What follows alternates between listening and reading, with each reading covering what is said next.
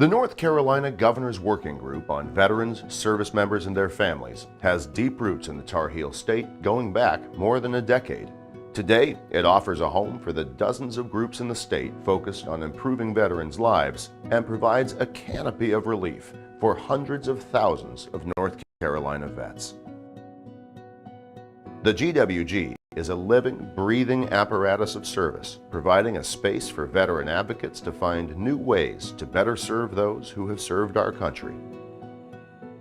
The first seed of this awesome idea was planted in 2006. Among the founders, Flo Stein, Dr. Harold Cudler, Dr. Wei-Li Fang, and Dr. Mike Lancaster. Over the next few years, the roots of what we now know as the GWG began to take hold, and by the early 2010s, that seed had grown into a sturdy sapling. Heavy-hitting state agencies, such as the Department of Health and Human Services and the Department of Commerce, had come on board. The Department of Veterans Affairs was fully engaged, and nonprofit groups from across the state were getting to know each other, meeting, and finding ways to work together to make veterans' lives better. In 2013, NC for Military Employment was created, NC for Me, an offshoot of the Department of Commerce. In 2014, the organization officially became a working group, before it had been a focus group, and a number of today's mainstay service providers got their start, among them Operation Home, a group committed to ending veteran homelessness, NC Strive, which helps address veterans' educational needs. Also, the first Women's Veterans Summit and Expo was held in 2014, and Veterans Experience Action Centers were established around the state. The following year, another group that's now indispensable was born out of the GWG, NC Serves, which today serves more than 13,000 veterans in 80 North Carolina counties. Also in 2015, the state doubled down on its commitment to vets, creating the Department of Military and Veterans Affairs, which promptly joined the GWG. A large part of the group's success can be traced to its unwavering commitment to key veteran issues, like curbing veteran suicide and ending veteran homelessness. Those critical missions were at the core of the seed planted in 2006 and remain central today. In 2012 and again in 2015, the group published statewide suicide reduction and prevention plans. These are a lot of good guys, but if they're sitting at home, Over the past 3 years, the GWG has become a showcase for veteran-oriented videos and digital media outreach. I am sober. Including an original series called Words to Live By.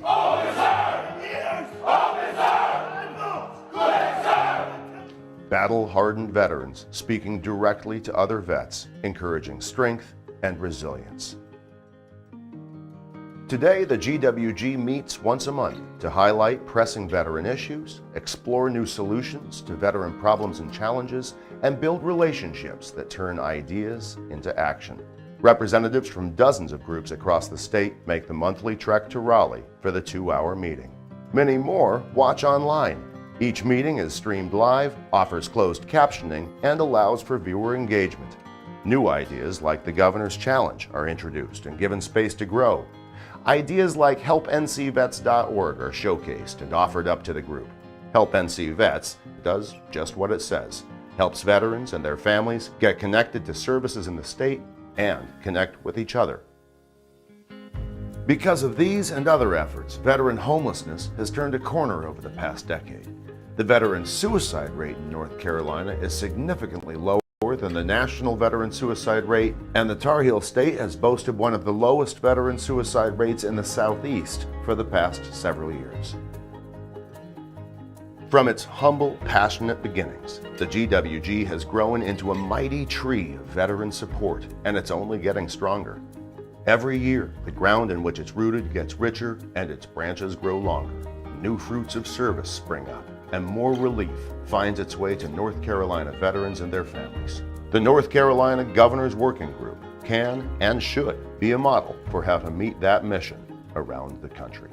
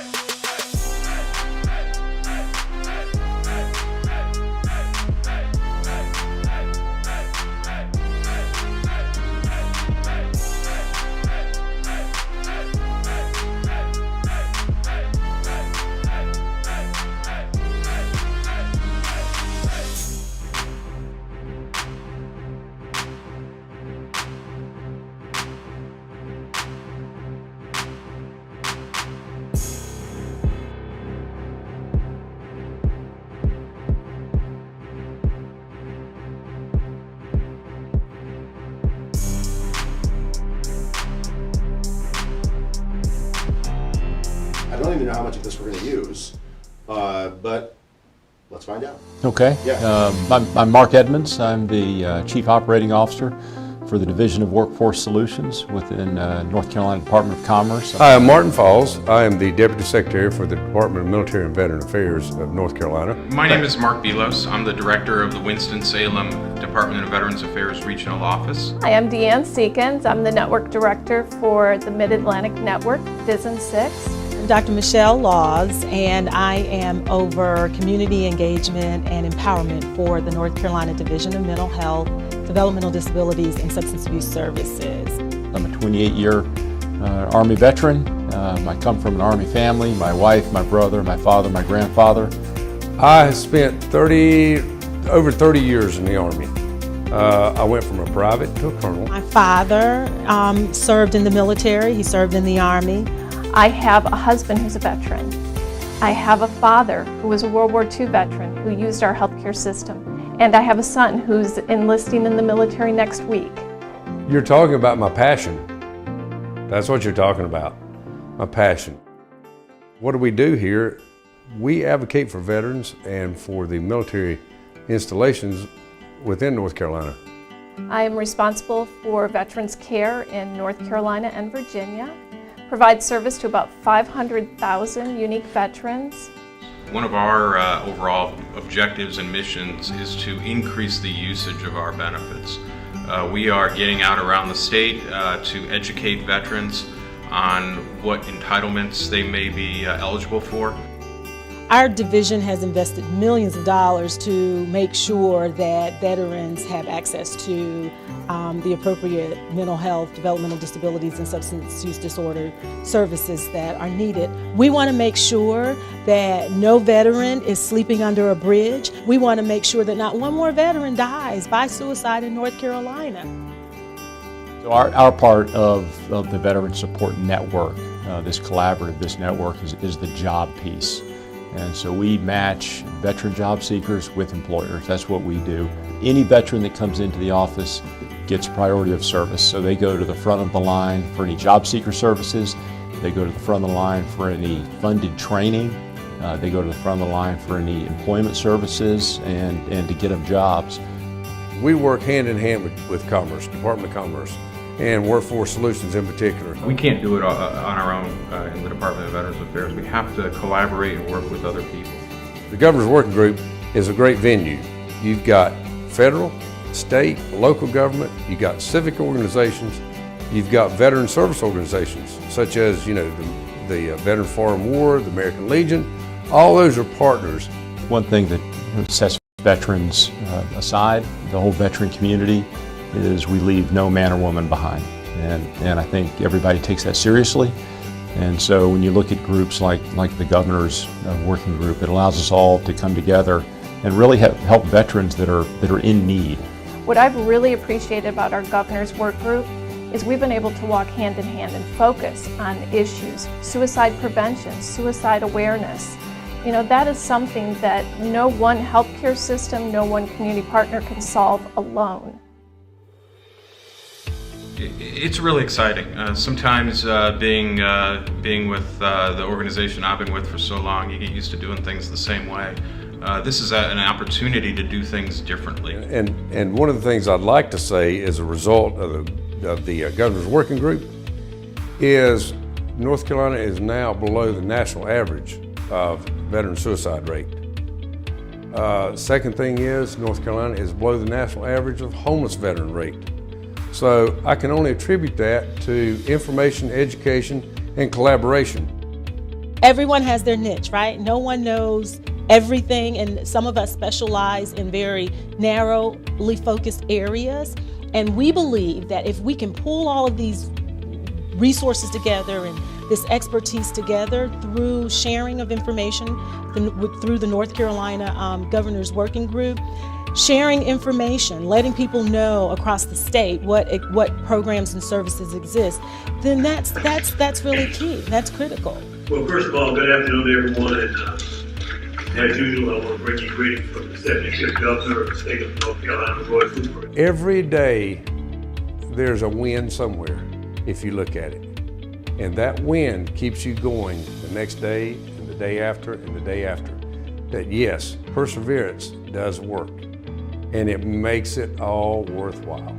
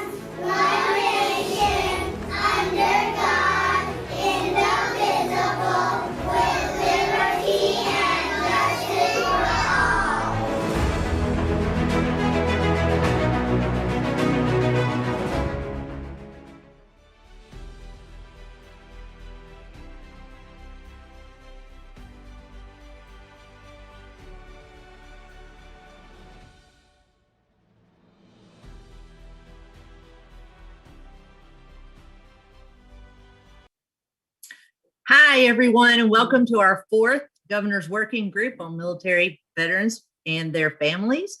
Today, we will be talking about military families and children. And first up, we're going to hear from General Gaskin, who could not be with us today. Secretary Gaskin is meeting with leadership at Camp Lejeune. And tomorrow, worth noting, he will be attending the Crystal Coast Walk for Autism. If you're interested in joining them, they will be meeting at the Emerald Isle Pier at 12 o'clock tomorrow.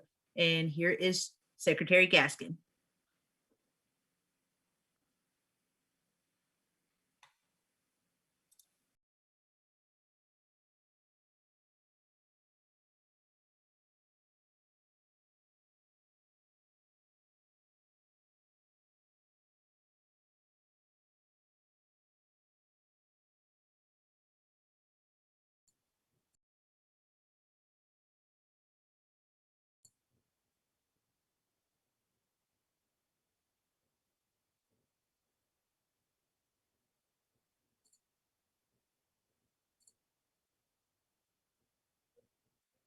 So I know firsthand there is no other state in the Union with the pristine beaches, the beautiful mountains, the rich culture like the one of ours here in North Carolina. Those are the reasons I choose to retire here when I transition out of the Marine Corps. Not only because I know Eastern North Carolina, but I've trained throughout, interacting with the other militaries within our state. Coming out of Charlotte, coming out of Goldsboro with Seymour Johnson, coming out of Fayetteville with Bragg, Fort Bragg in the 82nd Airborne. Also trained with the Coast Guard along from Elizabeth City all the way to Wilmington. But to be frank, the best assets that North Carolina has, the things that truly sets us apart from our other neighboring states, is our incredible public education and university systems. During my service in the Marine Corps, I had an opportunity for my children to train in the military schools within North Carolina. In fact, 2 of my sons graduated from White Oak High and Jacksonville High School. One of those sons was artistic. Not only did North Carolina introduce the educational process of mainstreaming my son, but it showed them that those kids with special needs, which is grossly shortage in the military aspect of it, they gave them the opportunity to have an educational system that was sound, inclusive, thorough, and absolutely proficient. Thanks to that effort of educators, caring administrators, and other public servants of the North Carolina school system, both of my kids were able to transition, thrive, and be productive citizens. The son with autism got a chance to go on to the junior colleges. The son with autism had a chance to integrate into a society, get a productive job, way beyond his limited aspects as far as capacity. He was given the opportunity to excel. It was a school system that ensured that my older son was able to go on to be an officer in the Army, and the educational foundation that put him there. It's important that we both understand that the personal and the role that this department shares in ensuring that every veteran, active duty, transition have that opportunity within the educational system. Today's veterans are just that. They are veterans, not just wounded warriors. We have a tendency to put our veterans in the categories of those that World War II, Korea, and early Vietnam. And the recent warriors, we seem to say they're just wounded warriors, but all of them are veterans, and all of them paid a credit, and the country, the state owes them a great deal of gratitude for what they have earned. They, like other veterans of previous conflicts, they are transitioning out of service and into looking for a means to finish their second career or start a new career after serving some time in the military. They are to start a family, start a career, start a business, and makes you ask the questions of why North Carolina? Why do they stay here in North Carolina doing? It is because of what North Carolina has offered them and those very things that you need for the quality of life. Do I have a chance to transition to a new job? Can I transition my skills that I've learned in the military to a meaningful and productive career for my family and myself? Can I start a business? Can I use those skills that I've learned? We want them to stay in North Carolina. We encourage them to stay in North Carolina, but actions speaks louder than words. We show them through our public education, through the administration of systems that they can further those skills that they have learned in the military. We in North Carolina prove to be, not just say, we're the most user-friendly state in the union. Why? Because we include and we govern ourselves by those who've been there and done that. The public education system here is not just a tool that is void of their experiences. One of the things that is often forgotten in this talk about transition, because we soon get hung up on just numbers. For example, when we say that there are 46,000 soldiers that are on Fort Bragg, for example, 60% of those soldiers stay in the community.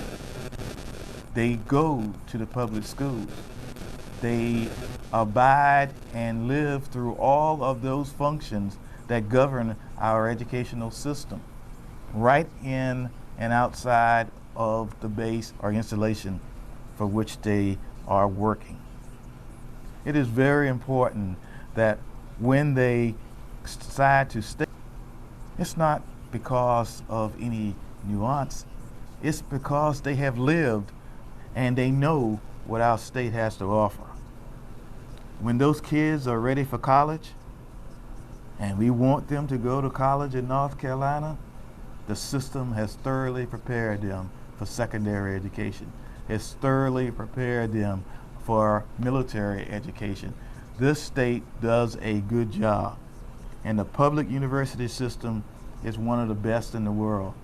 And I've had a chance to see what educational systems around the world has to offer. Our kids that come out of the North Carolina system can compete anywhere. Finally, I want to emphasize that the department is working to strengthen our scholarship program for the children of wartime veterans, and to make certain that that program grows. Because these kids that receive these scholarships are victims of some tragedy that's happened in their lives, the loss of a parent, the injury of a parent or guardian. And they earn these scholarships because of the blood, sweat, and tears of their parents.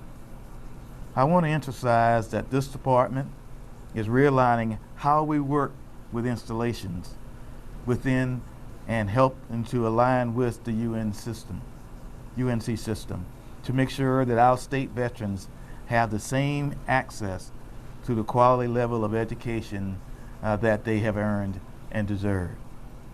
Since becoming secretary, I have met with the leadership at several of the universities in the UNC system.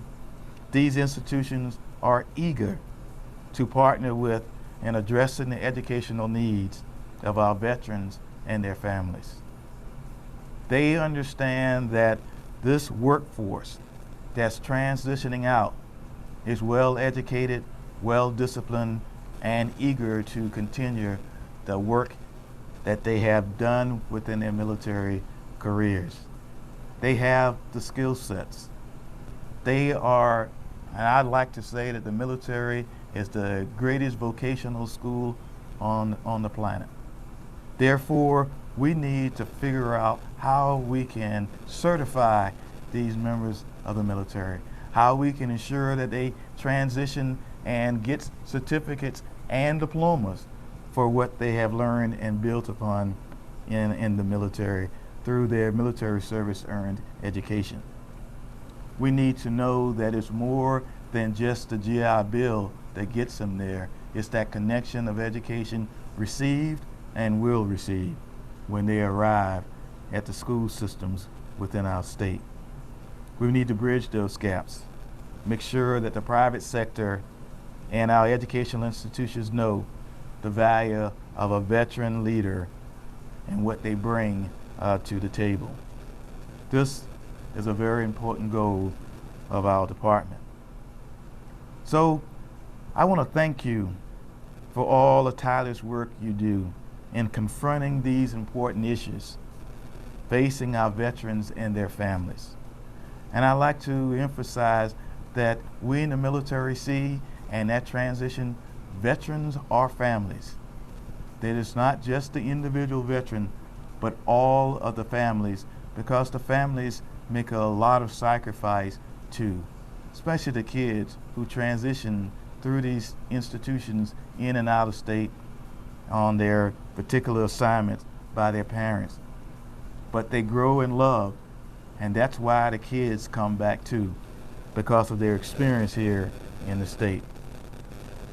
Our state's strongest resource is assisting the veterans and having each of you advocating for that great resource that we have. This working group is unique in that regard, and it's a model for other states to follow. So thank you again for all that you do. I look forward to working with you and look forward to serving this veterans group as a part of our great state. Thank you, and have a great, great meeting. Thank you so much, General Gaskin.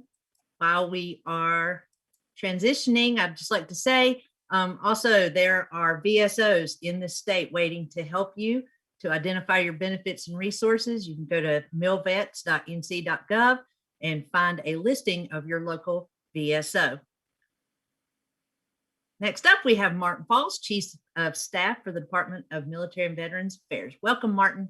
Thank you, Crystal, and glad to be here. And thanks everyone for joining in for this most important 2 hours that we'll spend this week in our governor's working group to learn things of how we cope with and how we take care of. And as General Gaskin said, you know, this is the month of the military child, and the military family makes up the wholeness, a holistic approach to a veteran or a service member. That includes a family.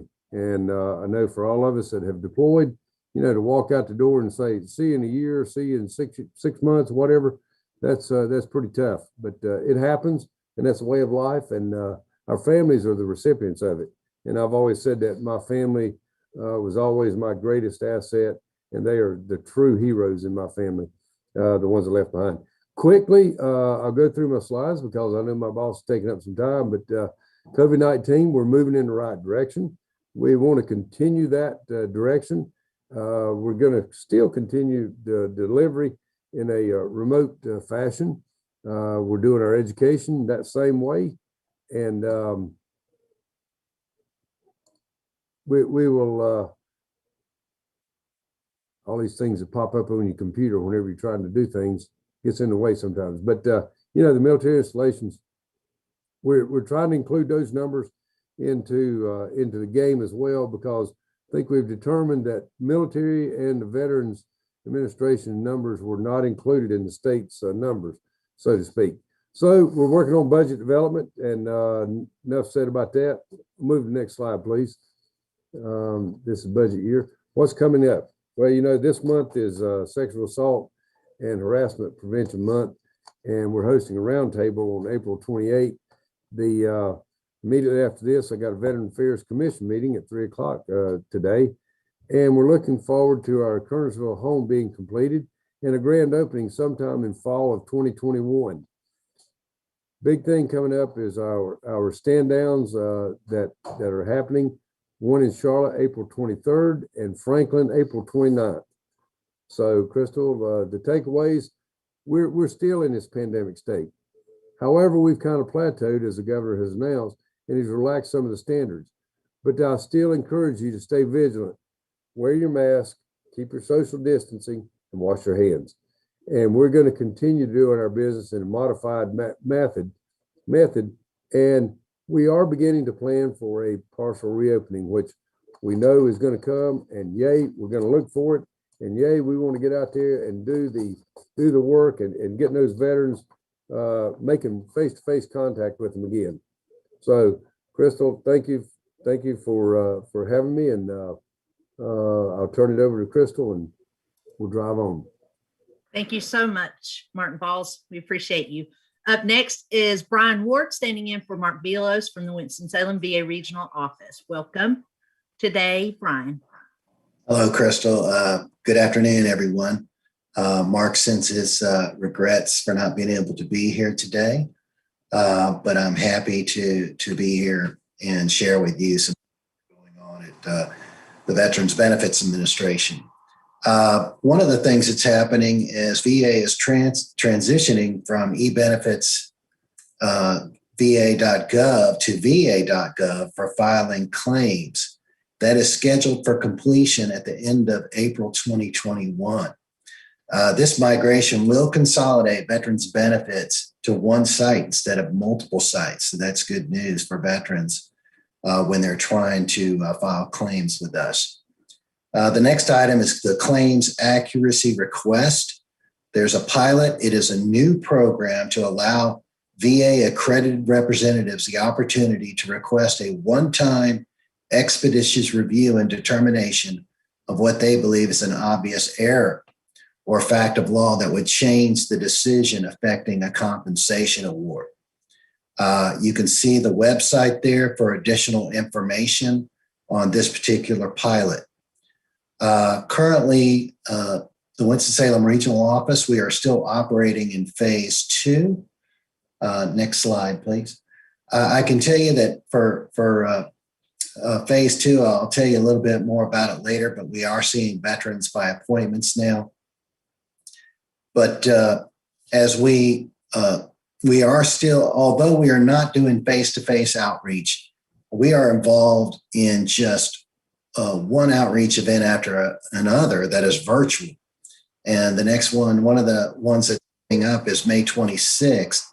And the topic is, it will cover a tour of va.gov website and how to create a va.gov account. That's going to be a really great event, teaching event for our veterans. Unfortunately, based on current CDC and VBA guidance, our face-to-face outreach remains postponed until further notice. But as I stated earlier, we are doing a lot of virtual outreach right now. The next item I wanted to bring to your attention was the Veterans Rapid Retraining Assistance Program. The American Rescue Plan Act of 2021 provided $386 million to the Department of Veterans Affairs to initiate COVID-19 Veterans Rapid Retraining Assistance Program. We're calling it VRAP. This will provide training and employment assistance for unemployed veterans to enter high-demand occupations. And the new program will allow qualifying veterans to receive up to 12 months of tuition fees and monthly housing allowance payments, and that will be based upon the current post-9/11 GI Bill benefits. This program will end 21 months after enactment and is limited to a maximum of 17,250 participants. We're still waiting on how the application process will go. So that information hopefully will be out soon, not only to us, but to veterans. Takeaways, again, the transition from eBenefits va.gov to va.gov will be completed by the end of April. Again, the claims accuracy request pilot will provide opportunities for VA accredited representatives to request a one-time expeditious review and determination of what they believe is an obvious error of fact or law in a compensation case. And I'll let you know that currently the Winston-Salem Regional Office, as well as our sites at Camp Lejeune and Fort Bragg, are open by appointment only at this time. We are continuing to utilize the Wait While scheduling system for our veterans who desire to meet in person. Appointments can be made through the Wait While link on our homepage, and you see our homepage there at the bottom, www.benefits.va.gov/Winston-Salem. This is a great system. We have seen just a multitude of veterans providing public contact assistance through these appointments. And most of these appointments that are scheduled are virtual, but we will see veterans in person if they want to come in by appointment. I can tell you that right now we are reviewing plans from our Veterans Service Center Public Contact Unit and our Veterans Readiness and Employment Division for seeing veterans who walk in without appointments. We are reviewing those plans right now, and we hope to begin and start seeing veterans that walk in to see us without an appointment sometime in the very near future. But stay tuned for that information. As soon as that change happens, we will post it on our website. That's all I have. I appreciate your time and have a good afternoon. Thank you. Thank you so much, Brian. It's always good to hear from you. Next up, Steph is not with us yet, and she will be with us shortly, so we will back up when she gets here. Next up, Dr. Michelle Laws. Welcome, Dr. Laws. Thank you, and hello, everyone. It's a pleasure again to be with you today. I will go quickly through, just want to give a quick update on where we are in terms of COVID and its impact as it relates to hospitalizations, deaths, and our vaccine response. So currently we have 1,170 persons who are currently hospitalized due to COVID-related illnesses. And unfortunately, and certainly my condolences out to all family members and friends of loved ones who have passed away during this pandemic as a result of COVID. We have lost in the state 12,437 1,000 people who have passed away due to COVID and COVID-related illnesses.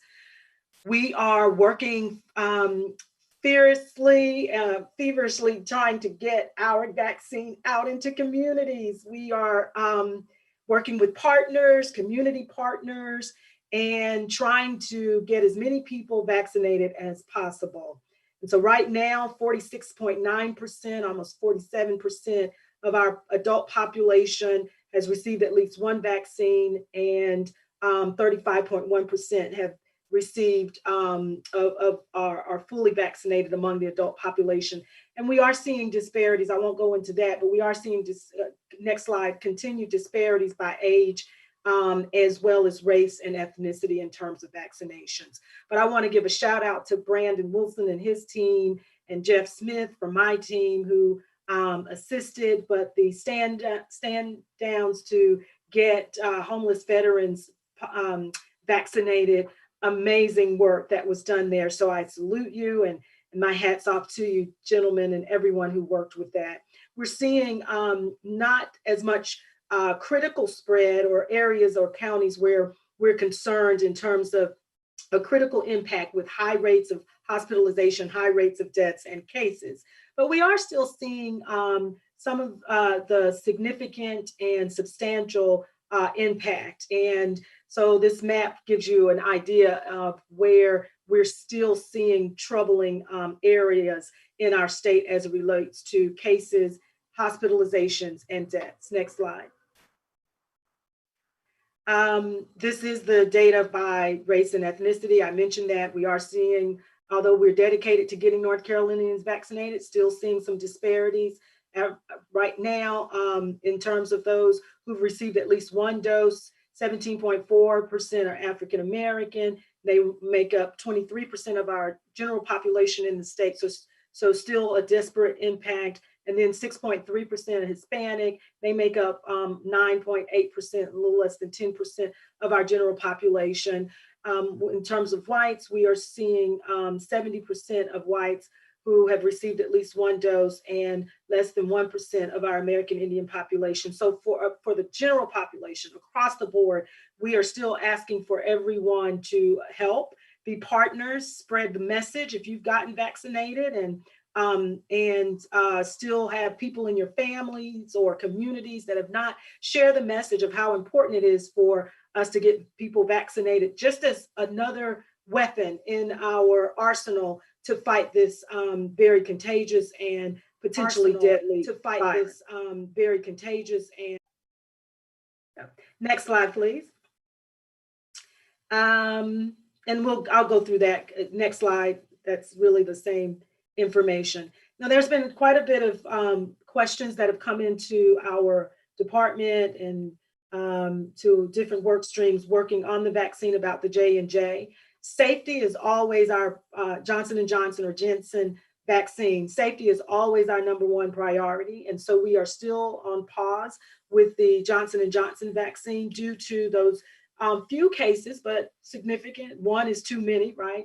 Few cases of women who developed blood clots as a result of the following getting vaccinated. And so we remain committed to making sure that the vaccines that we are providing to our residents here in North Carolina are safe. And so the Johnson & Johnson right now is on pause. The 2 vaccines that are continuing to be distributed are our Pfizer and our Moderna vaccines. More information can be found on our website about the vaccines at covid19.ncdhhs.gov. Next slide, please. Want to just remind everyone, the evidence is behind what we're asking everyone to practice. So wearing a face covering, covering your nose and your mouth, washing your hands and keeping a safe distance at least 6 feet, and also making sure that you are doing this even after you have been vaccinated. If you have not been tested, we're still pushing and hoping that people will get tested, because a lot of the spread is caused through asymptomatic carriers. And so making sure that you are getting tested if you think you have been exposed, encouraging others to get tested. And we've got different resources and tools on our website, again, that you can use to access a vaccination site, or event, and also where you can share information with your family members and loved ones who aren't receiving services through military and veteran affairs, but are certainly you are around. And so family members and the like. Next slide, please. And we definitely want to recognize April as the month of the military child. And there are things that we are doing on our side and at DMH, DDSAS. One is to look at improving child mental health services with a focus on children in our emergency departments. This pandemic has been very difficult for all of us, adults and children. And so we're seeing some increases in behavioral health service needs, including among our children and adolescents populations. And so we are focusing in on that, looking to improve access to community-based mental health services, crisis services, and we are in the middle of Medicaid managed care transitioning from a fee for service system to a managed care system. And so that is really a top priority for our division right now. Making sure that people can access services. So we are looking at where the service gaps are currently. And then, of course, our COVID recovery and the focus on the needs of justice-involved individuals and redesigning, as I mentioned, our crisis continuum. Next slide. I think that is it for me. Want to encourage people who are dealing with or in need of behavioral health supports, and that includes mental health or substance use disorders, that we have stood up our Hope for NC helpline, and that's available to anyone. Anyone can call. We know that sometimes people, enlisted men and women, may not want to utilize the services that they have in fear of stigma and what that might result in. And so anyone can call this number, 1-855-587-3463. And then, of course, there's the NC Vets number that's available, 844-624-8387, along with the Alcohol and Drug Council of North Carolina and the National Suicide Prevention Lifeline. Next slide. Now I think that's it. So again, thank you all. It's an honor to be a partner at this table. We are looking to serve veterans and particularly those who are not receiving services through military and veteran affairs. So thanks. It's a pleasure to be here each month. Thank you, Dr. Laws, for all the information. I got my vaccine. I did get the Johnson & Johnson, and I'm well out of the period to be worried about any problems. So wonderful, wonderful. My husband got it, done. and my husband got J&J, and he after he got it, we made that announcement about 2 days later that we were pausing, and now he declares every illness or every pain he has, it's a result of him getting J&J. So I assure him that he is fine, and it's just aging probably. So, thanks so much. Great job. Thank you. Next up, we have Victor Glover, State Director for Veterans Employment Services, NC Works Veteran Services. Welcome, Victor. Well, thank you, Crystal, and good afternoon, everyone. And I know the feeling. My wife and I have our shot, and the rest of our family members, we got together for the first time in over a year, about 2 weeks ago for a few hours, and it was so refreshing and rewarding. I'm glad that I got mine when I did. Well, good afternoon, everyone. NC Works has adapted to virtual services during the pandemic. We're encouraging people to use virtual and remote services as much as possible, calling or emailing the Career Center staff rather than coming in, even if your local center is open to the public. We do have some centers that are opening. I don't know where they are at this moment, but we also have a few more centers that will be opening on May the 7th. But like everyone else in the state, we're waiting on the governor's announcement to see where we go on the next phase, and that may accelerate some of the openings of our centers after we hear that next announcement. Where they are serving customers in person, the centers are maintaining public health and safety through protective equipment and social distancing guidelines. Next slide, please. DWS NC Work Career Center staff continue to transition back into the offices across the state. Our customer focus continues to be on providing unemployment insurance claimants with reemployment services, such as one-on-one career assessments, job placement services, and other job seeker services that we have available. Next slide, please. And go to the next slide. I seem to have duplicated a slide here. My apologies. Through virtual services, employers can connect with business services representatives. They can access resources to support hiring and training staff, advertise employment opportunities at NC Career Centers, locate labor market information. A number of our centers are working with employers and doing drive-by employment opportunities, and they're doing drive-throughs. They're being really creative across the state in working with the employers to provide and make jobs accessible to different ones in the communities throughout the state. Even during this tough time, many employers are still hiring, and you can see job openings on www.ncworks.gov or ask the NC Works staff for guidance. Next slide, please.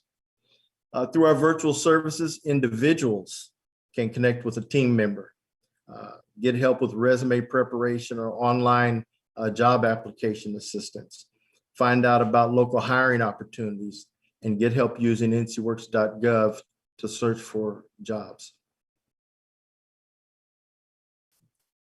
We have introduced a live chat that's working real well across the state. This feature is only available during regular business hours, as well as a single helpline number, which is 1-855-NC-WORKS. 1-855-NC-WORKS is our helpline number. Anyone in the state can use that number and be connected to a local center by following the instructions and entering their zip code into the system.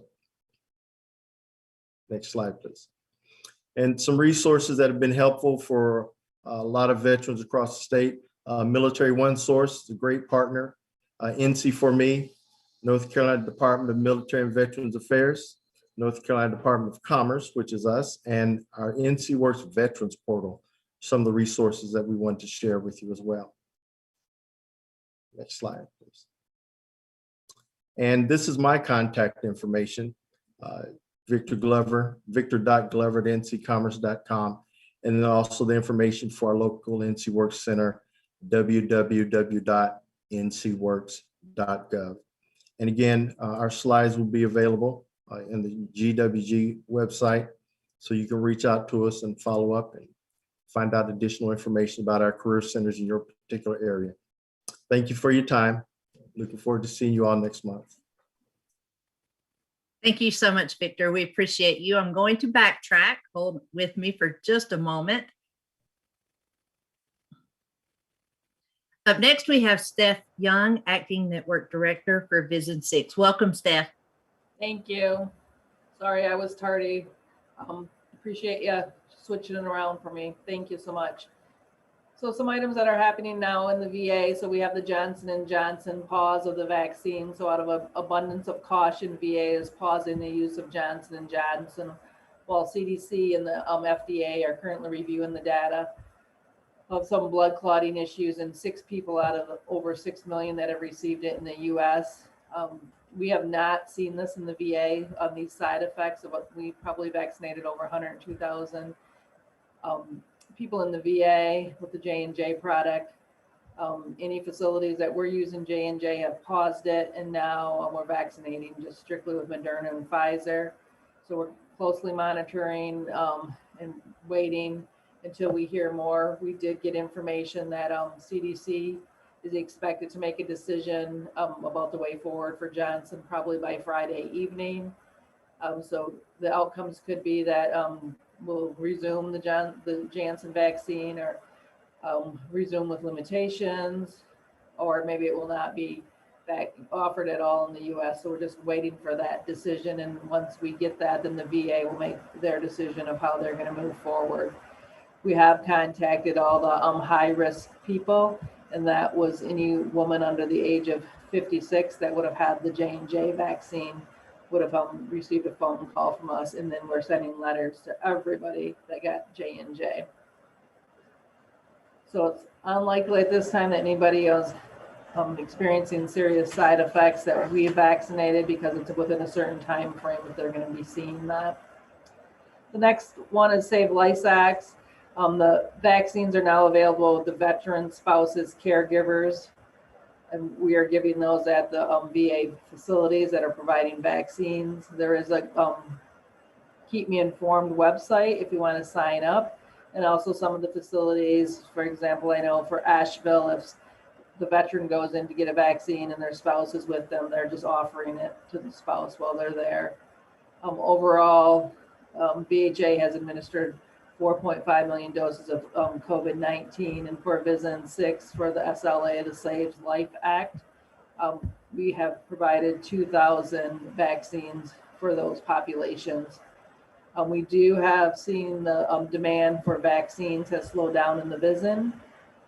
We've provided a total of 268,000 across North Carolina and Virginia.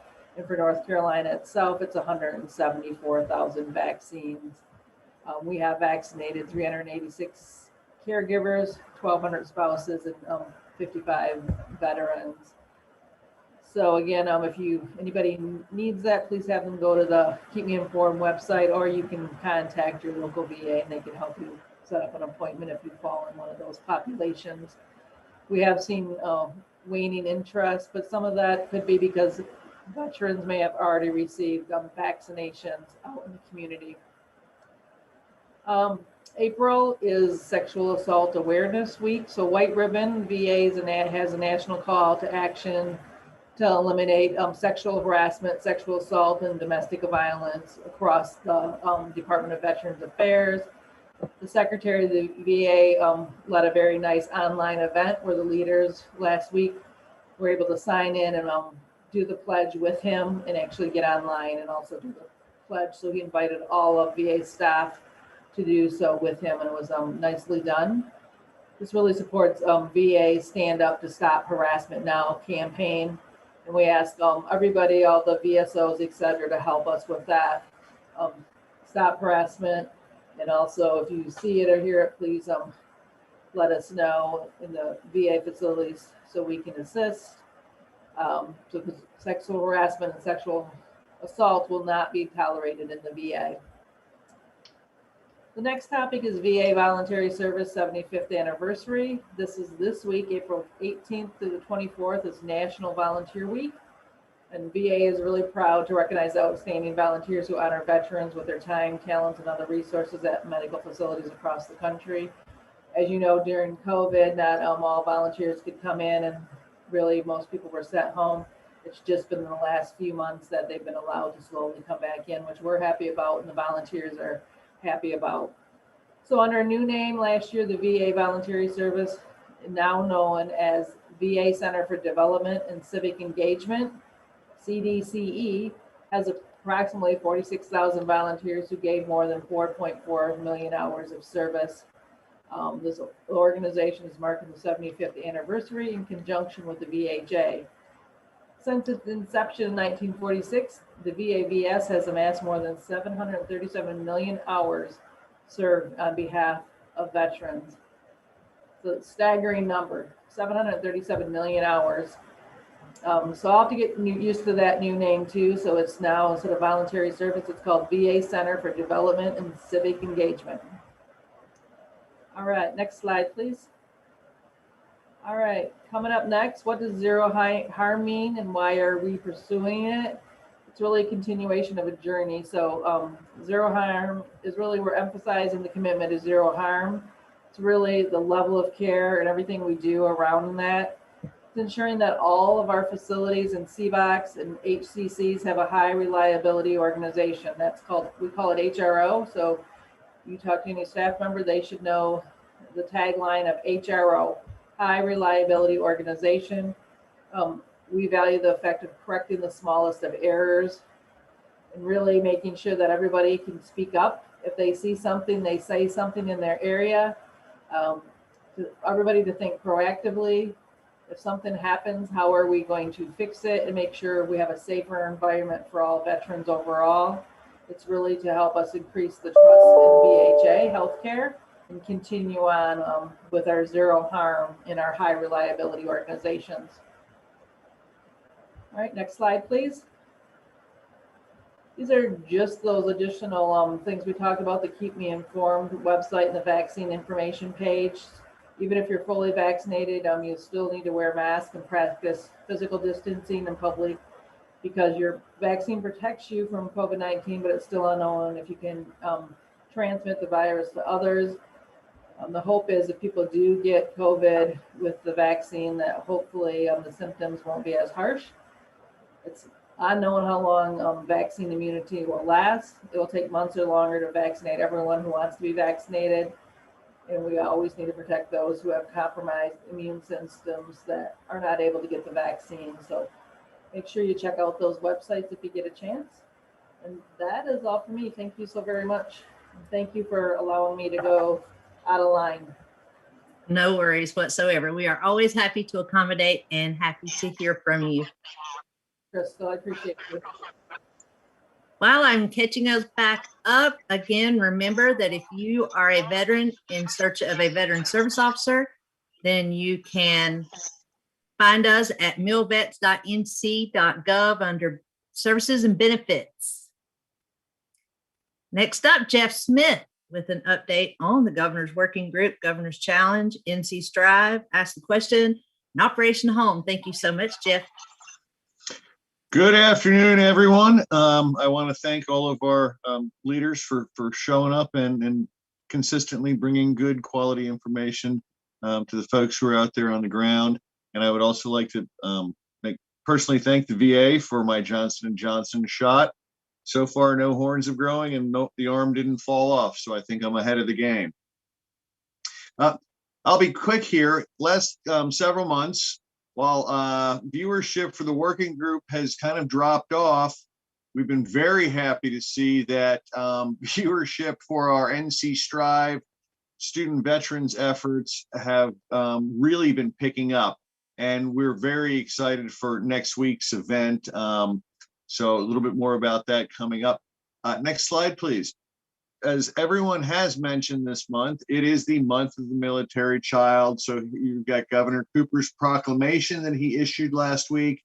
And we just wanted to make sure that everyone knew that the governor was fully supporting all of our work. And you all heard how personal this was to General Gaskin and his family.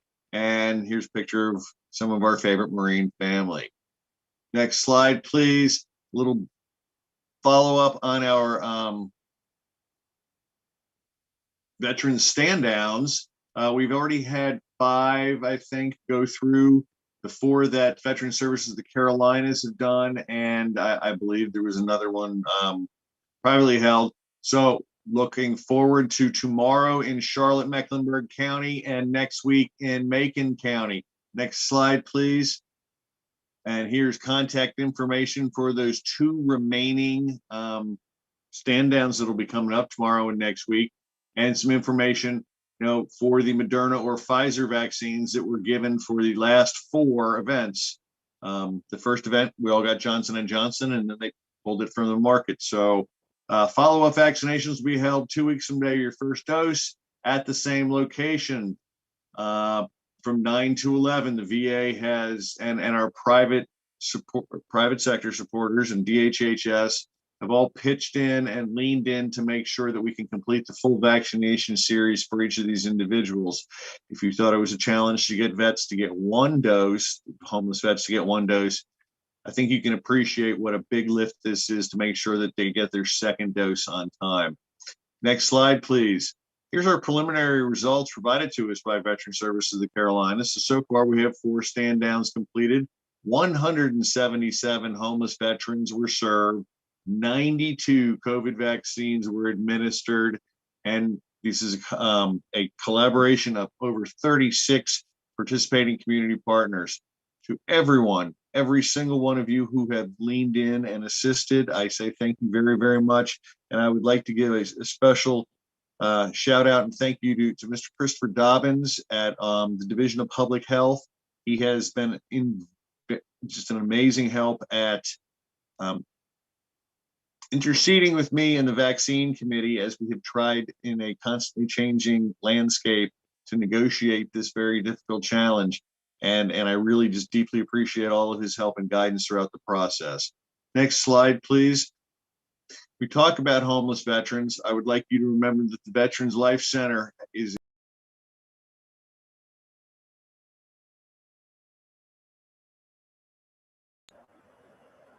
Jeff, we lost you. and speak with them. Please, if you know a homeless vet that could take advantage of the Veterans Life Center, there are plenty of beds up there for them. Next slide, please. NC Strive, as we mentioned, next week on the 29th, we will be working with our good friends at Central Community College to talk about whole health and wellness for student veterans. Especially important during this pandemic, that we provide the fullest spectrum of assistance and tools for those warriors that are going through school and raising families. And I encourage you to tune in. Thank you so very much for that one. Next slide. I will remind you that our Governor's Challenge to Prevent Suicide is still pushing ahead strong. We have our Technical Assistance Policy Academy on May 11th, 12th, and 13th with our friends at the PRI. And we also have upcoming on May 18th, 19th, and 20th, the next week, the VA-DOD Joint Suicide Prevention Conference. Please reach out if you need more information about those. Next slide, please. Our Ask the Question campaign is now fully underway. We've been distributing thousands of posters.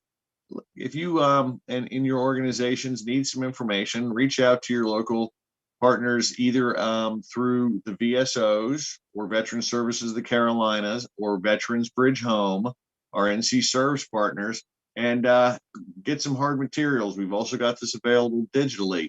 Get the posters up. Everyone's standing behind plexiglass, so you've got some place to put it. Stick them back to back so you can read it when you have a free moment. Anyway, we encourage you to do this and become engaged with our Governor's Challenge to Prevent Suicide. Let's keep North Carolina's numbers the lowest in our region. Next page, please. We are continually proud of and honored to be able to work with the folks of the Cohen Veterans Network for military families, both in Jacksonville. We're going to hear from Beverly King, their director, shortly, and in Fayetteville. They are providing mental health services for anyone who's ever worn the uniform or their families in this critical time. I think 95% of their services are telemedicine right now. So there is no reason, if you're having a hard time, you shouldn't reach out to these wonderful folks. And that will take care of my updates. Again, I want to really thank everyone for their hard work and leaning in to help with the stand downs and vaccination for the absolute most vulnerable veterans in our society. Thank you, everyone.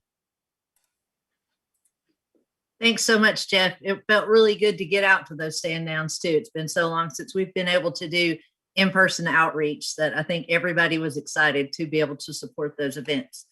Next up are NC Serves updates coming to you from Mr. Dave Roddenberry. Welcome, Dave. Thank you, ma'am. Go ahead and get to the next one. Hello, good afternoon. Great to be with you all today. This is a look at the all-time data. So we're rolling along here and continuing that climb towards 20,000 unique clients and 50,000 services. Those are some important and impressive benchmarks when we look at similar networks around the country. So, you know, hats off, and we're gonna keep pushing and hit those this year. We've seen some extraordinary efforts on the part of the VSC team that are beginning to pay off in coastal. The coastal region has made a big leap in new clients early in the year. So hats off to those VSC folks tearing it up down there on the coast. Next slide, please. So first off, my apologies. That title should actually read February 2021 rather than January. So please make that mental note. But we saw some positive growth in February. 346 unique clients and over 1,000 service requests. This, of course, doesn't capture, I say this early and often, but this doesn't capture the total amount of work that the coordination centers put into serving those existing clients that don't necessarily, that come back to us and don't pop up in this statistic, and supporting those network providers. So next slide, please. With April obviously being the month of military child, I'd like to focus the remainder of our conversation on one of the many child and family resources that we have that are part of the NC Serves network, and that is Camp Corral. Camp Corral is a free week-long summer camp for military children ages 8 to 15. Families only pay transportation costs to get the campers there, and priority registration is given to children of wounded, injured, ill, or fallen military service members. Camp Corral was founded by Golden Corral in 2011 and operates with the generous support of DAV and other donors. Camp Corral is a national program with its headquarters right here in North Carolina. Nearly 80% of the campers they serve have a veteran parent, and almost 90% of campers have a parent who is a wounded, injured, ill, or fallen service member or veteran.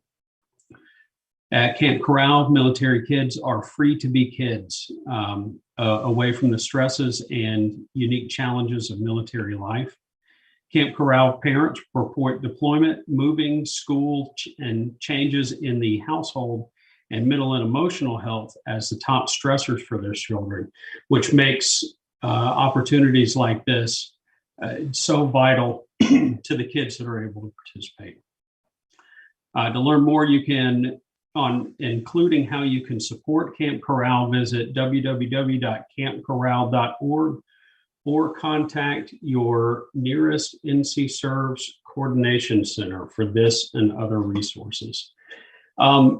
So I can tell you firsthand that growing up in a military family is tough on a kid. My father served for 27 years in the Army, and if anybody doesn't know or doesn't believe me, that is not a lifestyle that's for the faint of heart. I think I was 22 years old before I lived in one place more than 24 months straight. So yeah, I've got a little bit of a soft spot for programs like Camp Corral. We know that military kids face a litany of challenges, especially today when, according to the DoD, nearly 2 million American children have parents who were deployed at least once since 2001.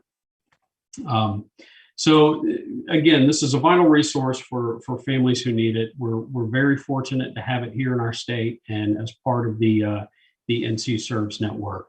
And so again, please reach out to your coordination center if you want to learn more. Next slide, please. That's it for me. As always, we encourage any individual or organization who serves military connected clients to reach out, become a part of the network if you aren't already. If you are, talk to your coordination center about how to make this tool work for you. And so thank you very much and see you next month. Thanks so much, Dave. I'm going to piggyback on what Dave said. They have over 400 network providers here in North Carolina. And if you have services for veterans, service members, veterans, or their families, please reach out to one of the call centers and see if you can be a part of this great network. Or if you have a veteran who has needs, please refer them to NC Serves. We appreciate everything that they do to help connect the dots for our veterans and their needs. Thank so you. Now I have Miss Beverly King. We are so happy to hear from the Cohen Center on Military Children and Families. Beverly, welcome. Thank you, Crystal. I am very glad to be here and talk to you today about the Stephen A. Cohen Military Family Clinic at Hope for the Warriors. And I just want to say a big thank you to Jeff Smith for the beautiful shout out during his presentation. We have appreciated working with not only North Carolina DHHS, but also NC Serves in a very close capacity to make sure that we are getting people to the services that they need. Next slide, please. So a little bit about the Cohen Veterans Network. It was founded in 2016 by Stephen A. Cohen, and it was created to provide post 9/11 veterans and their families, as well as military families, with easy, accessible, client-centered services for behavioral health needs. Next slide, please. As you can see by the map, we have 19 locations across the country, including Alaska and Hawaii, and we are adding about 5 more this year to our network. And so, we're very fortunate here in North Carolina to have 2 clinics, one in Fayetteville, North Carolina, and then ours in Jacksonville, North Carolina, to serve the needs of our community here in North Carolina. Next slide, please. Our clinic provides high quality evidence-based behavioral health care services. We also provide case management resources. We have a case manager on staff who is willing and able to coordinate care for a variety of needs within the military family, including housing, bill payment. We got a veteran a gym membership at one point because it was beneficial to his mental health to have that. And so any resource, that is needed, we have the ability to reach out and get some help for. Also want to point out that we are now serving active duty service members for individual therapy with a TRICARE referral. Active duty service members have always been able to be seen in a family or couples capacity, and now we're just adding the individual care with that TRICARE referral for them. Also want to note that eligibility for service is regardless of a discharge status and the role within the uniform. And also we'd like to eliminate as many barriers to care as possible. And, payment for services is never going to be a barrier to care at our facility. Next slide. So some of the things that we treat here at the Cohen Clinic at Hope for the Warriors is depression, stress and anxiety, post-traumatic stress, substance misuse, sleep problems, anger, grief and loss, and children's behavioral issues, which I'll get into a little bit more later on. Next slide. Some of the forms of therapy that we use are individual therapy, family therapy, couples, marriage counseling, and then play therapy for children ages 3 and up. And then we also use a variety of different evidence-based practices, and most of our therapies last about 8 to 16 sessions per episode. And some of those therapies include the cognitive processing model, cognitive behavioral therapy, prolonged exposure, cognitive behavioral therapy for insomnia, for suicide prevention. We have all been highly trained on all of these evidence-based practices and are efficient at using these practices. Next slide, please.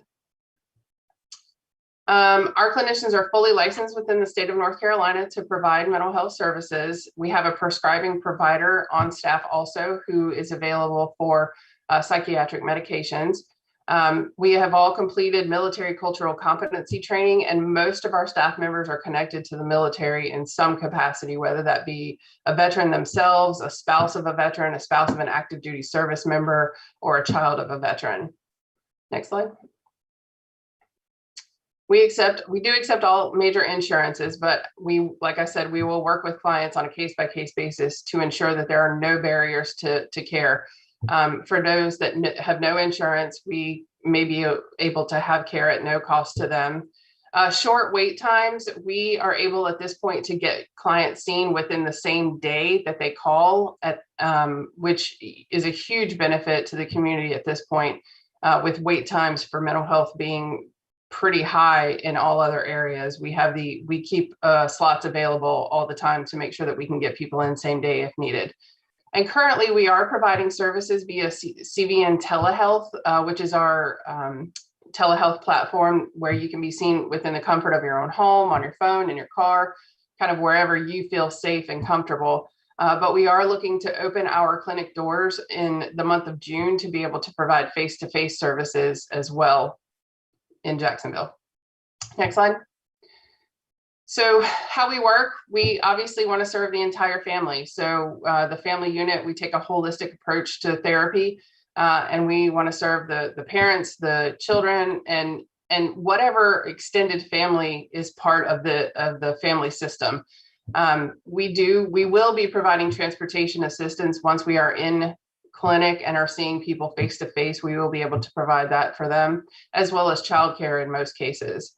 Like I said, we do have medication management services along with therapy, and then extensive case management services offered to all clients. So they can have case management services up to 30 days post-discharge from therapy with us. Next slide. Some of the case management resources that we have and have used are caregiver support, childcare, education, employment, housing, physical therapies, personal, recreation, transportation, all kinds of things. And I will say that we have a very good working relationship with NC Serves, and we utilize them to get our veterans to the care that they need in the best possible way. They've been phenomenal to work with. Next slide, please.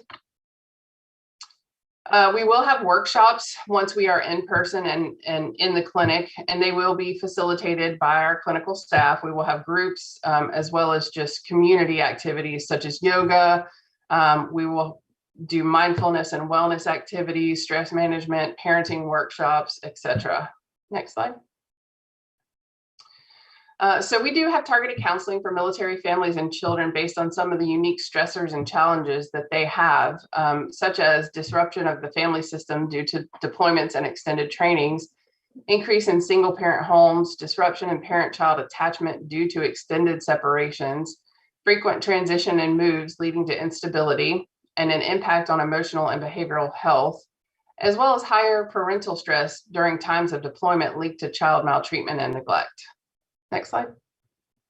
Some of those challenges can lead to the children feeling out of control. They have difficulty expressing their emotions. They have difficulty building relationship with the active duty parent due to multiple deployments. A lot of times we see that expressed in an angry way. They have angry outbursts, their anger issues, as well as difficulty concentrating and anxiety. Next slide. So how we can help is by using the evidence-based practices that I talked about earlier. We use that to strengthen the relationships within the family unit.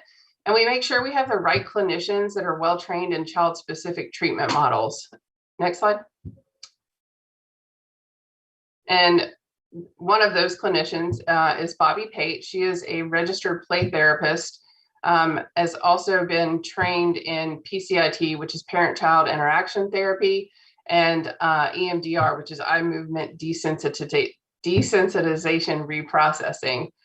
She's been working in the field for over 20 years and has just a wealth of knowledge when working with specific to military children and their families. She can work on issues with anxiety, trauma, sensory, sexual abuse, and she does a phenomenal job. And the children love her, and they're gaining a lot from having therapy with her. So she is on staff and ready to help. Next slide.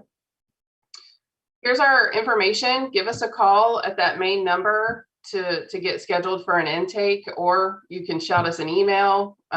Any of those opportunities will work, and our clinic hours are posted there as well. And that is it. Thank you so much for sharing. And if you're a veteran watching our broadcast today and you're not sure how to get in touch with these services or be connected to these services, but you do know who your VSO is, you can tell your VSO that Crystal Miller said they could connect you to these services. And also remember that these slides are available at ncgwg.org. Next up, children with special needs. We have Miss Stacy Justice with the Mental Health Transformation Alliance. Welcome, Stacy. Thank you, Crystal. Hello, everyone. And you can go to the next slide. There we go. So as Crystal said, my name is Stacy Justice. I am the Executive Director of the Mental Health Transformation Alliance, which is a national and state organization in North Carolina, family-run organization that strives to ensure families, youth, and community and state partners have access to the support and resources needed to implement a family-driven, youth-guided system of care. We do that through our services of family and youth leadership, training, and technical assistance. We have 3 programs that serve the state of North Carolina and national, and that is our Authentic Voices Center of Excellence that ensures ongoing access to responsive training and resources for all cross-system stakeholders. through authentic family and youth-driven practices. Then we have a Hero's Heart program, which ensures ongoing access to responsive training and resources and supports for all active military service members and their families. And then last but not least, our Leadership Alliance for Neurodevelopmental Disabilities, which ensures that that families and children have access to services that can assist them in independent living transition to employment. All right, next slide. So I'm going to talk about navigating some services. So let's face it, raising children is difficult, and it's even in today's world. And raising a special needs child can feel impossible at times. Families can be frequently overwhelmed with all this they have to do. They have lots of medical appointments, therapy sessions, therapy homework, and they have to manage behavioral outbursts. Everything seems foreign to families. The words, the acronyms, the medical professionals, and the special education process, and any of the support agencies that are out there. These families know that they need assistance, but it seems that in times that it's hard to access and somewhat overwhelming for them. Next slide. So what families don't know what they don't know. It's just simple. They don't know what they don't know. And each family that we serve or that is out there that needs access to services is a new book. They're each their own book. And not everything that works for everyone or every family is going to work for the next family. And for over 30 years, research has shown that families prefer to learn from one another. Next slide. So here are some tips. I wanted to give you guys some tips on, if you're helping families, or if you are a family who is trying to navigate the service system for you and your child, here are 10 tips. Use your child's evaluations and assessments as a roadmap. Use them as a guide to help you finding what it is that your child and your family needs. Set clear expectations and goals for yourself and those that support you. Let everybody know what your goals are. Seek support for yourself. Make sure that you have access to counseling and the support that you need to be able to care for your family and your child. Identify natural supports and agencies that are positive supports to you and your family. Make time in your schedule for you. I'm going to say that throughout these tips a couple of times.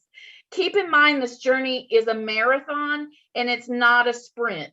The saying of slow and steady wins the race. You're not going to access services overnight. Remember, you are the expert on your family and child's needs. You know what it is your family and your child need to be successful and have the support that you need to reach your goals. Advocate, be persistent. Just like the previous box said, you are the experts. You know what it is your child and your family needs as far as support and services. And participate in self-empowerment. Attend support groups, attend education trainings, equip yourself.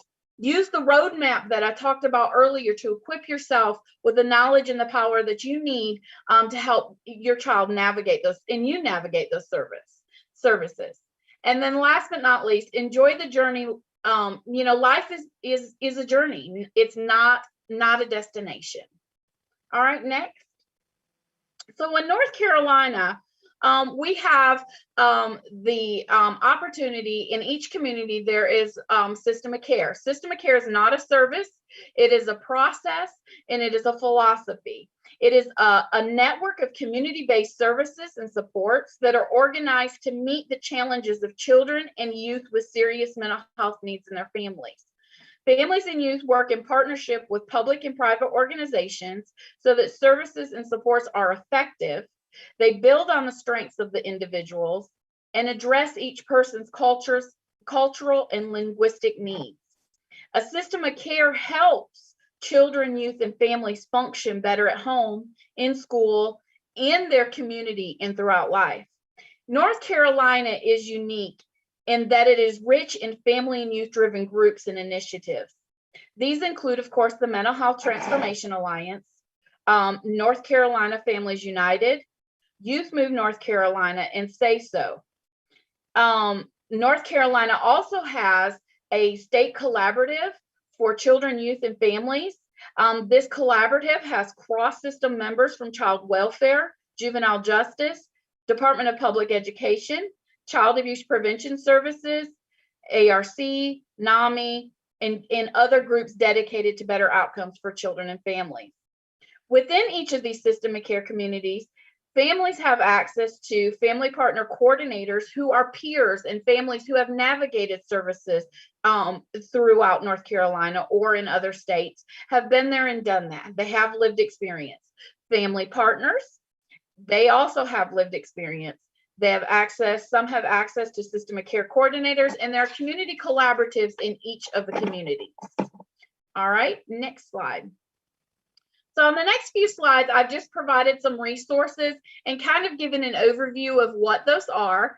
In North Carolina, of course, I talked about the Mental Health Transformation Alliance, so I won't expand on that. Go ahead and go to the next slide. You also have ECAC, or the Exceptional Children's Assistance Center. They help parents navigate the special education system, help them know their rights, and help them use their voices at the schools. Next slide.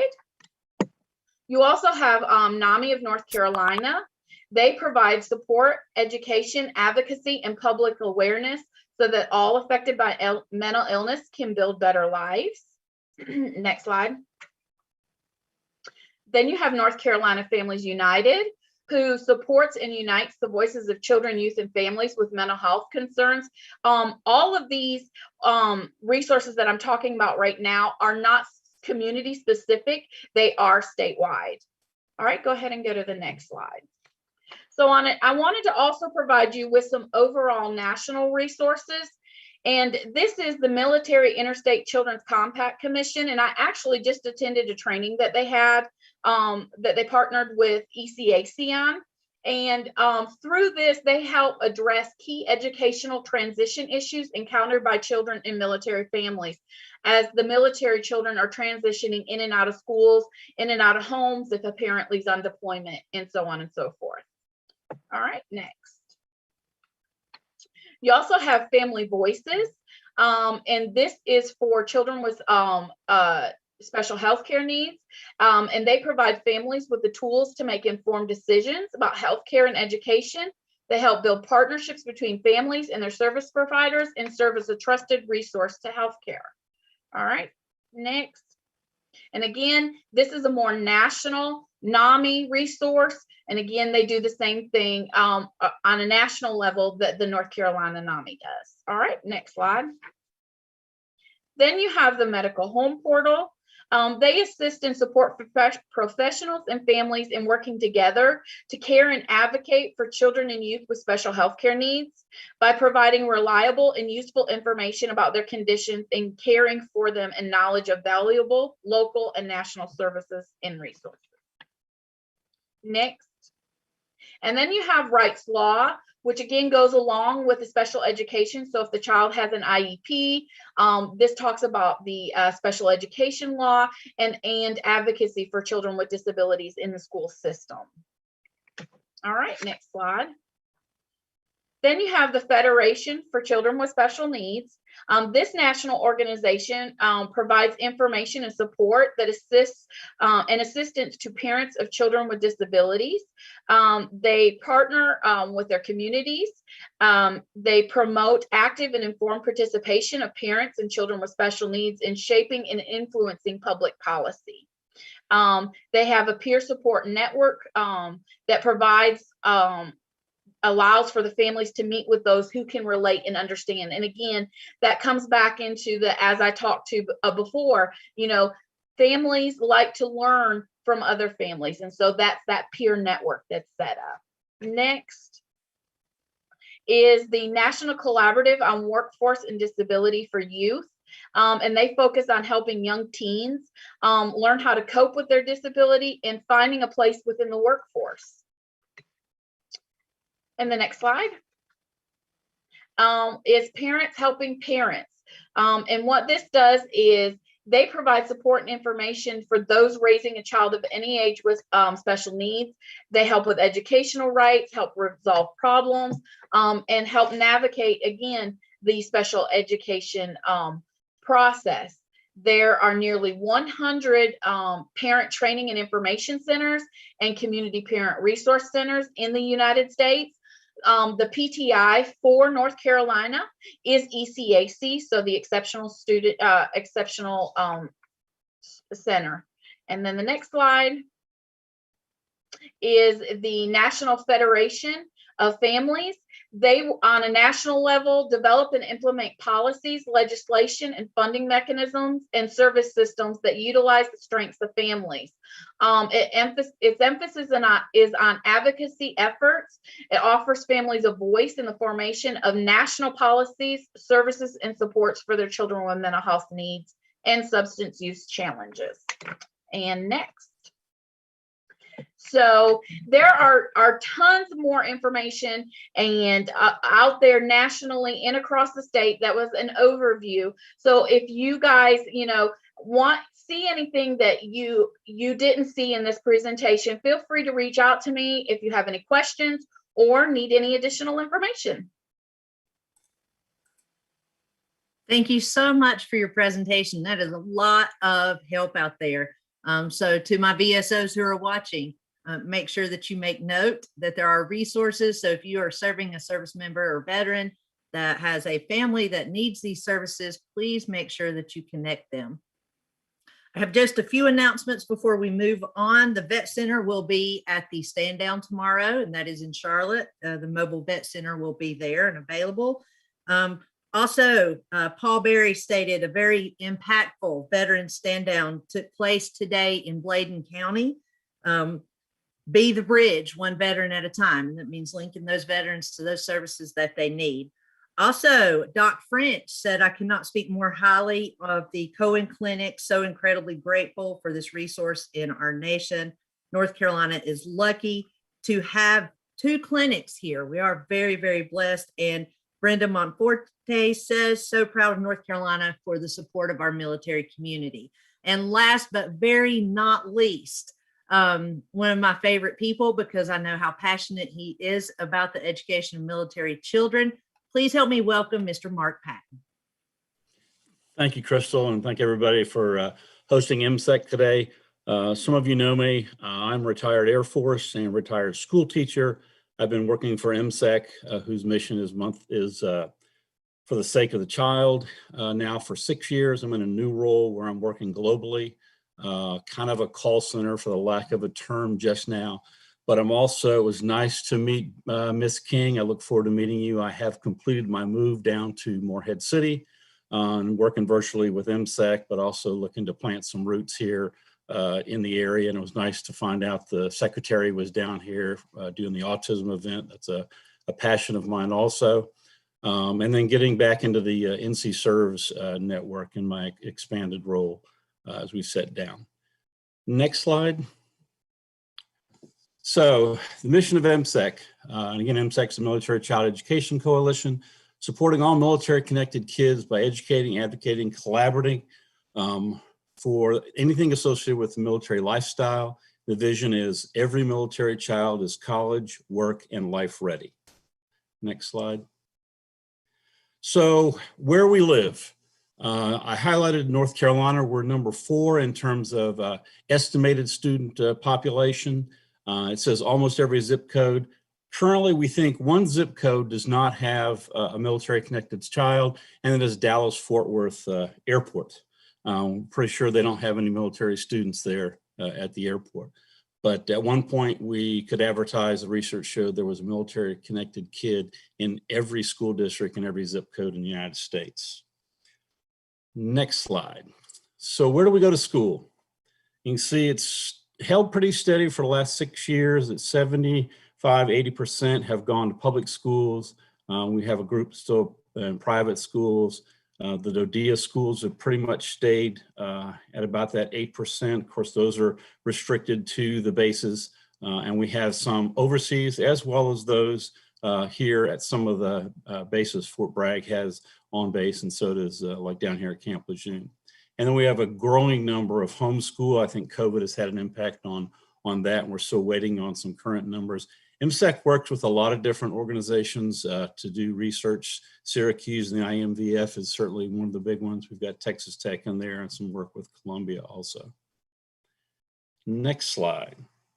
So out of the recent Military Service and Family Survey, what came out of that study is some things haven't changed. For a service member, it's always time away from the family. But still remaining in the top 5 is the education of their dependents. And on the spouses side of the survey, dependents education was actually number 3 on that list. Just kind of tells you that as we look, as we look to keep military installations fully operational, we're looking at things like 360 degrees attention to all those things. And the families are certainly, and education is certainly one of the big ones. We're looking to push partnerships to help the kids. And I'll be talking a little bit about some of our initiatives shortly. Next slide. So out of that same study, some of the top social emotional concerns, that's where Love the Cohen Clinic, been working with the one in Fayetteville for 5 years, and just have done, they've done a tremendous job with some of our kids, especially parents who PCS and immediately seem to deploy. But students, the idea of fitting in, it's probably the same with adults at some point, but yeah, that idea at school, fitting in with somebody, making friends is what parents were mostly concerned with. And from a professional standpoint, MSEC does a lot of professional development for school staff, district staffs, and government agencies. So they're part of the survey that goes in. You can look there, some of the other ones, managing stress for parents. They're always concerned about, hey, when I've got one deployed, you know, what's happening in my house. And then professionals also look, especially when you talk to your professional counselors, kind of how do the kids fit in? How do we help them feel like they're fitting in? Next slide. Top academic concerns, and this is being looked at pretty closely with COVID, especially right now. Being unprepared for those differences in curriculum. Currently working with a family coming from Brussels, Belgium, where the child as a 10th grader is already taking a couple of AP classes that most kids can't take in the States until they're in the 12th grade. Having to kind of balance that as they think they're moving to Fort Hood, Texas. They may not end up going there based on orders being delayed. Parents have that same concern. You know, how do we look at the state standards? Where does that fit in? And Stacy mentioned the MIC3, just finished a conference with them also. And they're looking at, and they already have some things in place with the commission on how do we set those standards and how do we make sure our kids are not penalized for moving. Our seniors in high school are protected pretty well. And then professionals fit that same thing. Moving mid-year, our kids really take a loss if they move mid-year, especially if you're talking bouncing between, like North Carolina's predominantly, if not all, block schedule and a standard 4-period day block schedule. And that's kind of my stereotyping. I believe that's the case. But for instance, coming in out of Korea, they have a block schedule that's an AB kind of concept, with some days having 4 classes and some days having 7 classes, and 3 of those go year round. And so that makes it very difficult to try to fit kids into the right classes that can guarantee their graduation. There is some balances in there that allow kids to, and the professionals, the counselors, the registrar, to match classes in a way that will let them meet those same requirements. We also have a pathway where they, if it's the right time of year, they can actually walk the stage at their new school, but have a diploma from their old school, as long as the new school can provide them the classes they would have needed to graduate from their old school. So again, those are those big concerns on the survey. Next slide. So some of the initiatives. Big one right now is the Purple Star designation program. You know, proud to say North Carolina is kind of leading the way lately. We just, I think they just designated 8 school districts as Purple Star districts. I actually have been talking, it's kind of been interesting. I'm working with a new school wanting to get their designation and helping them find a mentor. And my job is kind of a system navigator, try to hook them up with a school that already has theirs and understands the process. And so I just asked the gentleman, I said, well, do you have any military services around you? Do you have a reserve base or a guard base? By the time we got done, he had a National Guard base about 20 miles from school, a reserve air base, and a guard base, all within about 35 miles of where that school was. So I'm like, you probably have a pretty high population of those kids. And we know National Guard and Reserve, we always assume they don't move, but actually when parents are called to active duty and are called up, they actually do move often. And they're those silent ones that move, and we try to capture those through the military identifier, whole different subject, but try to capture them and make sure we're tracking, are they on track to graduate? They just don't bounce between schools because they are Reserve and National Guard. But the Purple Star program is kind of the good housekeeping seal of approval. When a parent sees Purple Star, they know that the staff's got a certain amount of training. There are certain programs in place for the kids, and there are certain academic standards and academic planning that will allow that kid to transition just that little bit smoother into that school. So it is taking on a national movement. MSEC is working with Department of Defense and Department of Education to become the national advocate and really push countrywide. Like I said, North Carolina is leading the way. A lot of our schools already have things in place, and Dr. Mullinex over at DPI, I think, is the head for that. One of the newest initiatives, and it's a big deal, it's very near and dear to me, is School Quest. A lot of times when kids move, and those of you who have been on active duty have left those briefings and had a stack of stuff, and now you've got to take that stack of stuff and go to school, and you got to sort through, well, what is it about my kid? I have to carry all these things. School Quest is a tool that allows you to upload and carry these in a cloud to a school.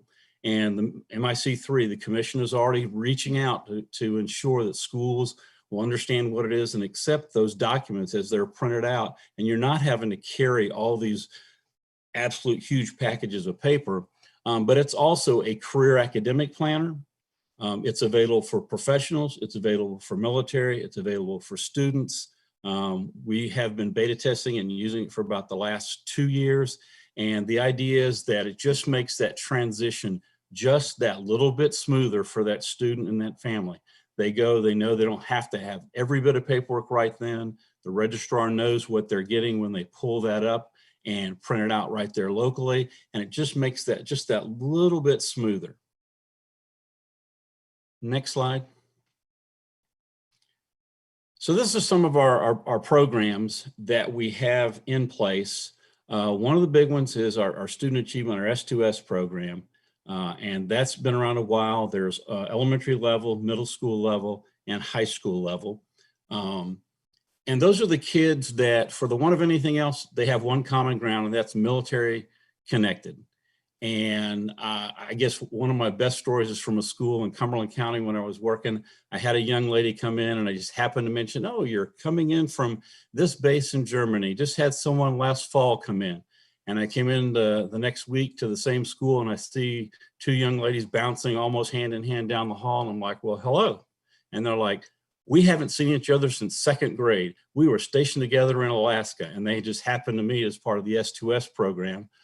They had gone to one of the meetings, and they sat there looking at each other, and literally it had been 10 years, 2nd grade to 10th grade, that they had seen each other. And so just, again, we go back to those transition. This is another program, and there's others. Each of the services have programs. There's an ambassador program. But the whole goal is those are the kids that put a face with that new kid coming in. We also host, we help sponsor the Francis Hesselbein Leadership Program, both at U.S. Air Force Academy and at West Point. And they've done those virtually, both this past summer and then in the fall. And I think they have another one coming up in May. For our parents, we have the parent-to-parent program that does ongoing webinars and development across a myriad of topics related to our military kids and their education and beyond just secondary school and into college and being career and life ready. Again, under the professional services, we have lots of military-led courses that cover topics from transition to deployment to social emotional to academic planning. We have a very neat checklist called Pathways to Success, and it kind of walks as in a checklist format from middle school to high school to make sure you've kind of got all those things. And I've had parents actually say, we put the checklist on the refrigerator door, and it helps me having to walk in when they're studying for a test and not have to go, have you done that scholarship yet? Because they can put down on that checklist, I have done that scholarship, I'm studying for a test. And they are on Facebook if you want to find them, and then the numbers are listed there. Next slide.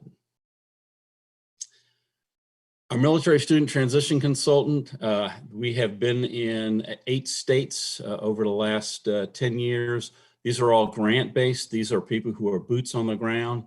I used to refer to myself as a force multiplier for our school liaison officers and our military liaisons there at in the district level or at the state level. We can often be boots on the ground when there's an issue come up and get some of the research done and get it in the right folks' hands. My current role as I transitioned out is the military student consultant. For the lack of better terms right now, we're calling it a call center. Can't quite say 24/7, but I have been up at 10 o'clock at night talking to a family in Korea because it was their daytime over there.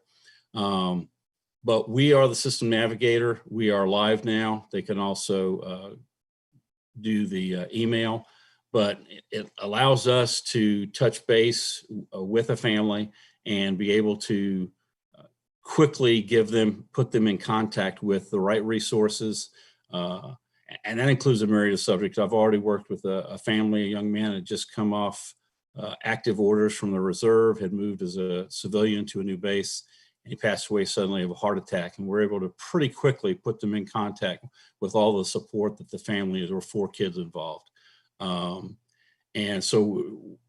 And that's our job. Do the research, get them in contact, do it quickly. We'll typically respond within the first 24 hours.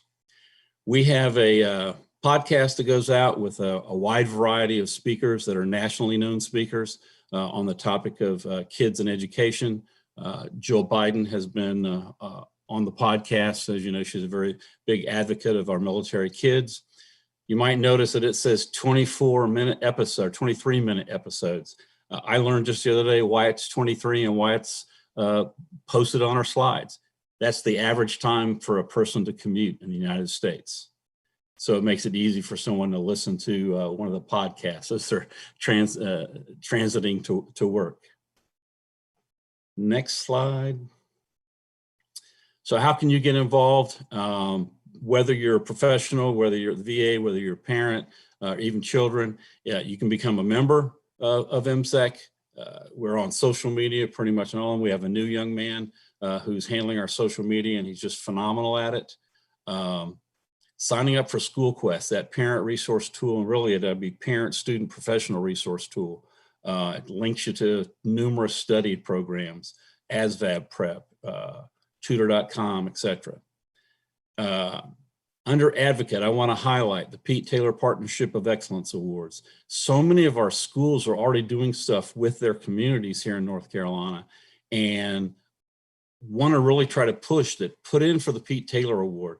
It's a big deal. It's presented annually at the National Training Seminar. This year, it's going to be again virtually again in the summer.